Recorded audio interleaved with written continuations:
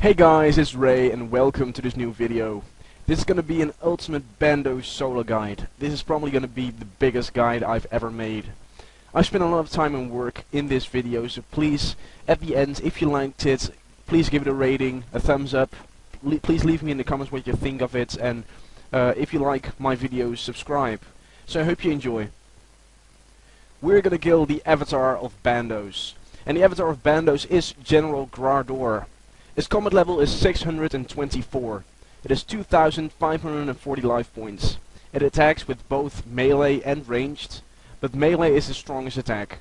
His max hit is 610 with melee and 350 with range. His weakness is slash, but there has been a lot of questions about is the CLS better, which stands for chaotic longsword, or the CR, which stands for chaotic rapier. And there has been some testing, and I still don't know which one is best. In this video I'm going to show you the CLS way, but if you have a rapier, that's absolutely fine. In the boss chamber it spawns 3 minions, which is Sergeant Steelwill, he will attack with magic, Sergeant Strongstack, he will attack with melee, and Sergeant Grimspike, he will attack with range. When fighting the boss you should always have your protect from melee or your deflect melee active, because that is his strongest attack, and if it turns out, or if you turn it off, you will actually die in a couple of seconds. The first minion in the boss chamber is Sergeant Steelwill. His combat level is 142, it has 1270 life points and it attacks with magic. Its max hit is around 170. When the boss is dead, you should attack this minion first, with your protect from magic on or your deflect magic, since this one, with our gear setup, will deal the most damage. Now the second minion in the boss chamber is Sergeant Grimspike. His combat level is also 142, but this one has 1460 life points. His attack style is ranged. His max hit is around 210. Once the boss is dead, you should first attack Steelwill, which is the major, and then Sergeant Grimspike. This one is the ranger, so once Steelwill is dead, you can switch your protect from melee or your protect from magic off, and then you can switch your protect from range on. Now for the last and for the third and final minion in the boss chamber, we have Sergeant Strongstack. His combat level is 141 and has 1280 life points. His attack style is melee and his max hit is around 200. While fighting the boss you won't have any damage from this minion because you already have your protect from melee on. Once the other two minions are dead, you can then go to this minion and use your protect from melee and kill that one.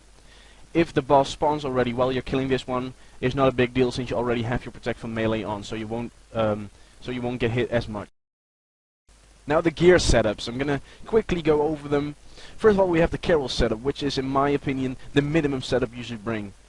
First of all, we have a fire cape, a helm of Knit knot, a glory, a Carol's top and bottom, dragon boots, Barrow's gloves, berserker ring, a BGS and Zamorakin arrows. The BGS and Zamorakin arrows counts as a Bandos item and a Zamrock item, which you will need in the God Wars dungeon, at least if you're going to do the Bandos boss, but I will be explaining that later on. For the inventory I have a super set without the super defense, since the Ceradome and Brew will take care of that. A hammer, that is a 100% must in the Bandos chamber. A quick teleport out, one-click teleport out. Super restores, I brought 2 of them. I also brought 2 brews, so you can brew up your maximum and maybe stay there a little bit longer. 2 prayer potions, the rest filled up with sharks. Also my inventory is filled up, or my familiar is filled up with sharks. If you don't have a war tortoise, which I showed in this picture, you can also bring a terror bird, but anything lower is not possible, then just go without. But I do recommend having a familiar, since it can last you a good 2 or 3 kills. Now for the second setup we have the Bandos setup. First we have the fighter head, the Fury, full Bandos, dragon boots, Barrow's gloves, berserker ring, which again can be switched up by a ring of life if you don't really feel like losing anything. A fire cape, again Zamorakin arrow, since you won't need the arrow slot and it still counts as a Zamrock item. A CLS, but as I said before, you can also switch it up by a rapier, or if you don't have that, a whip, or a BGS as shown in the last setup, and a Dragon Fire Shield. And for the spec weapon I chose claws. In the last setup I didn't use a spec weapon since it's not really worth it in my in my opinion. You can use a DDS or something, but it won't hit that high, and rather have a couple hits by the BGS. You can also use the BGS as a spec weapon. Now for the inventory setup, I have two extremes, the extreme attack and extreme strength. Again, the Ceridome Brew will take care of the defense bonuses. A super restore to bring back your stats up. Same thing as the previous setup, I brought two. Again, 2 prayer potions. You can switch it up by super prayer potions if you want to, if you are able to stay a little bit longer. Then the rest sharks again. And you're familiar again full with sharks. Of course, if you have a yak or something, definitely use that. And if you have a unicorn, also take that in your inventory. Now for the final setup, we have the Torva setup. Of course, this is like the most expensive setup there is, but I felt like showing it because, as I said in my last video, otherwise there will be some haters. Hey, this is not the best way to kill Bandos because you didn't show the Torva setup. Well, here is the Torva setup. Full Torva, Fury, Fire Cape, again Zamrak arrows, a Divine, Barrow's gloves, Dragon boots, and a Berserker ring. A CLS can be switched up by Rapier, not anything less, otherwise it's not really worth it. And again, your spec weapon, Dragon claws. Now for the inventory, it's a little bit different. I brought 6 overloads, which will actually last you a nice amount of time. Also brought 6 prayer renewals because they last for about the same time. So, and if you don't know what a prayer renewal does, it is actually about the same as a super prayer potion, but this one will heal you like small amounts over an amount of time.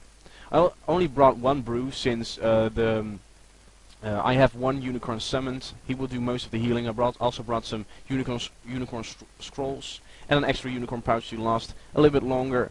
If you want to, you can take a yak, but some people do not recommend that because, yeah, just a waste of brews, and a unicorn will actually last you the entire way, and the rest just some super prayer potions to actually last you the amount of overloads I brought. And again, a hammer. If you don't have a hammer, you can't even go there, and one-click teleport out if it gets a little bit too close. I'm gonna explain to you how drop pickup trick works. The drop pickup trick is mainly used to save some inventory spots, because when you teleport to Trollheim, you have 2 spots in your inventory, namely the fire rune and the law rune, which will be gone once you teleport it, leaving you with 2 empty spots.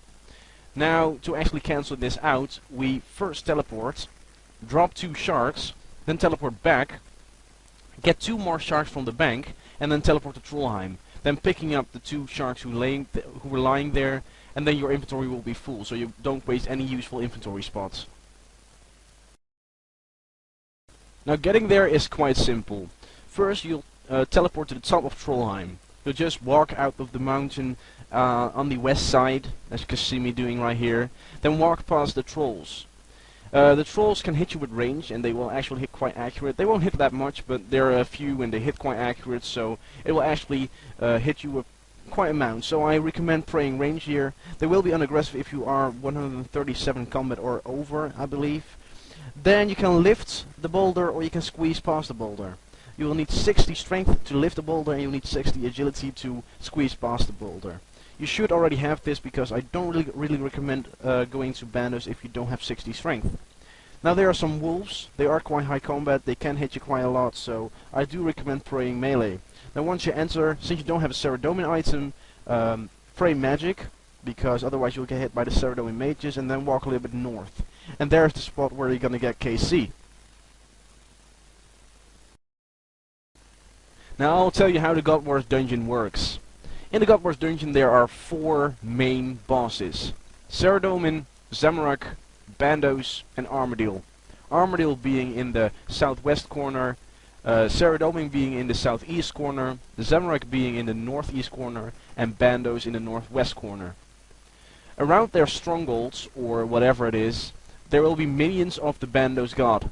And these minions will be aggressive to you unless you have an item worn by that god. Let's say you want to go to Bandos, and there will all be Bandos minions who will all be attacking you. Now if you have a Bandos item, whatever Bandos item it is, they will be unaggressive unless you attack them. Same thing with Zamorak, same thing with Ceridome, same thing with Armadillo. Now since Armadillo and Ceridome are completely at the southern side, we won't have to deal with them, so we don't need a Ceridome and Armadillo item. Zamorak, nevertheless, will be also spread out between the Bandos minions, so you also need a Zamorak item, and of course a Bandos item, otherwise you can't really get KC. Now, what happens if you forget to get your items, your Zamorak item and your Bandos item? There are two spots. You'll see the right spot. That's the one if you did bring your Bandos and Zamorak item. You can kill the goblins there. They're about level 12 to level 15. It will be quite quick. Should get it in about 5 minutes or something, and you won't really need to use any food at all. Now the left spot is if you didn't bring a Bandos or Zamorak item, or even both, because there will only be 2 hobgoblins which you can kill. They will be aggressive on you, but it doesn't really matter because they are level 28. Once you are 40 KC, you can look from where you stand at the hobgoblin place. You can look in the Bandos chamber. Now if the world is full, you should log out there and try to find a free world. If you did find a free world, you should run up there all the way, protect from magic, because everything will be attacking you, and run straight into the Bandos chamber. Now if you did bring a Bandos and Zamorak item, you can immediately walk past the door where you have to hit with your hammer, and walk at the door of the Bandos room. You can just stand there because nothing will attack you. Then you can just find a free world, and if you found a free world, you can just simply pot up, set your quick prayers, your beast of burden, stuff like that, and go in.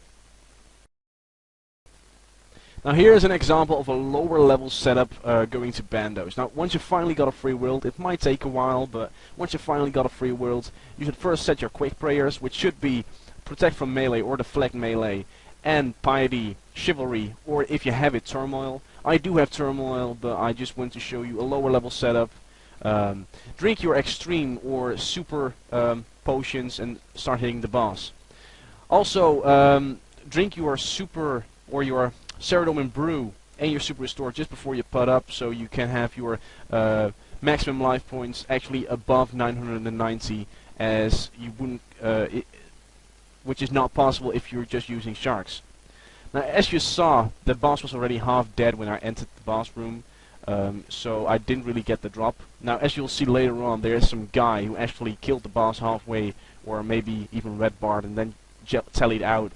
And he was getting KC just before we actually talked. And then he came in, and he actually got the BCP drop. So that was kind of a fail from me. So, well, everyone gets lucky at some point. So, anyway, once the boss is dead, make sure to go to the major first, which is Steel Will, as I said, with your Protect from Magic on. Now, I like to keep my Piety / Turmoil on once I kill the minions, because I don't really care about the prayer. Then once you have the major dead, go to the Ranger, which shouldn't take too long. Just kill it, and after that, just kill the meleeer. There's also an altar in the room, which you can use every 10 minutes. The altar will actually heal your prayer even above your maximum, but yeah, as I said, you can only use it every 10 minutes, so don't totally depend on it, because otherwise it will get you killed, since if you don't have Protect from Melee on, actually Bandos will just one-hit you, so it is quite dangerous. Now the reason to kill Bandos is of course for its drops. There are 4 drops who are the most expensive, even though they dropped quite a bit in the last few months, but even though they dropped, they are still quite worth it. First of all, we have the Bandos hilt. It dropped immense since the free trade came out, but still it is a nice drop. The Bandos chest plates, Bandos tassets, and the Bandos boots.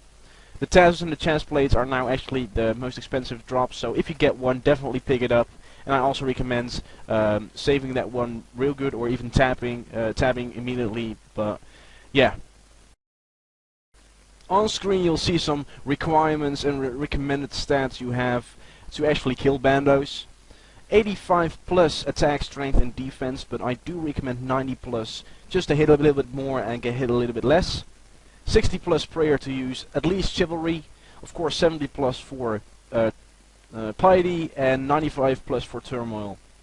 68 plus summoning for a war tortoise. Of course 52 is also possible for a spirit turbot, but I do not recommend it, since it's already hard to get some kills if you don't have enough cash and good stats only with a war tortoise. So I do recommend at least a war tortoise. Of course 96 plus for a pack yak.